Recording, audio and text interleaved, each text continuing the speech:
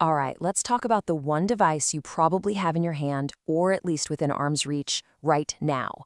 We're diving into the two absolute giants of the smartphone world, Apple and Samsung.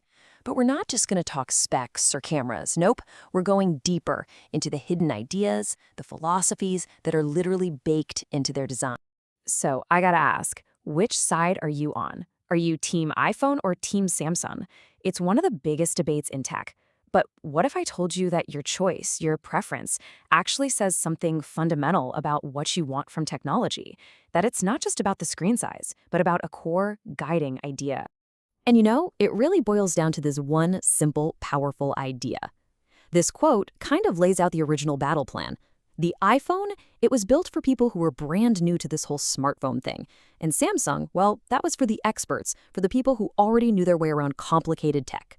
This single idea created two totally different paths, and that's what we're going to unpack. Okay, so let's start with Apple. From day one, their entire strategy, their entire design was built around one powerful concept: making technology feel completely, totally effortless. I mean, think about what phones were like before the iPhone. They had all these tiny screens and a total mess of confusing buttons. Apple's goal was pretty radical for the time: create a device so intuitive that anyone, and I mean anyone, could just pick it up and instantly get it. No instruction manual needed. It was like they put a super friendly computer for the rest of us right into your pocket. So how'd they pull this off? Well, it came down to three key things. First, simplicity above all else. If a feature was too complicated, it was out. Second, an intuitive interface. That grid of icons, the multi-touch gestures, it was all designed to feel natural, not learned. And finally, making it accessible for everyone. This is the DNA, the secret sauce behind that it just works feeling that Apple is famous for. All right, now let's flip the coin and look at Samsung, because they were building a completely different picture. While Apple was welcoming the beginner, Samsung was rolling out the red carpet for the pros. Yeah, Samsung took the exact opposite approach. They were all about catering to the user who wasn't afraid to pop the hood and see how the engine works. This was for the person who loves to tinker, to optimize, to push their phone to the absolute limit. They didn't want simple. They wanted power and total control over every single setting. And their philosophy? It was crystal clear. First, be feature-rich. Let's pack in every single piece of new tech we can think of, from styluses to heart rate sensors, you name it, they tried it.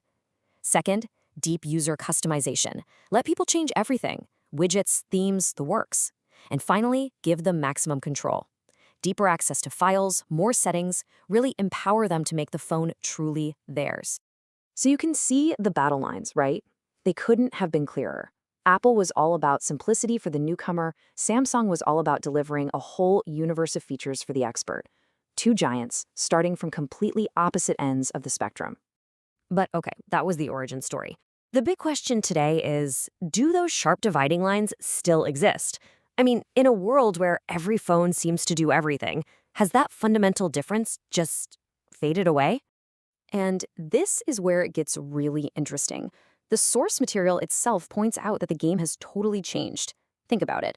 A super powerful phone that's a nightmare to use is, well, useless.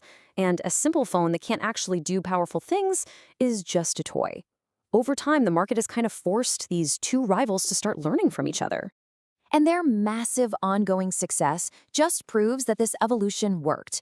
Their ability to adapt, to borrow the best ideas from each other, is exactly why they are still the top dogs. They didn't just stubbornly stick to their original plans. They evolved and met in a much more competitive middle ground. So what does this actually look like in the real world? Well, Apple, the company that started with pure simplicity, now has pro phones with incredibly complex cameras and way more customization than ever before. And Samsung, the original king of complexity, has worked hard to streamline its software to make all that power way more intuitive and easier to use. They've essentially met in the middle. So, knowing all this, let's bring it back to you. It's time to put on your design detective hat and take a close look at the phone that you use every single day. It's a super simple exercise. First, just take a look at your home screen, and then dive into your settings menu for a minute. Then just ask yourself this one question. Is the number one priority here to make things easy and clean, or is it to give me a ton of powerful options? You might be surprised. You can probably still see the ghost of its original philosophy hanging around. And this all leads to a much bigger question, doesn't it? Your phone, it's not just a tool. It's kind of a reflection of what you value. Do you want tech that just gets out of your way and works, or do you want a device that puts endless control right at your fingertips?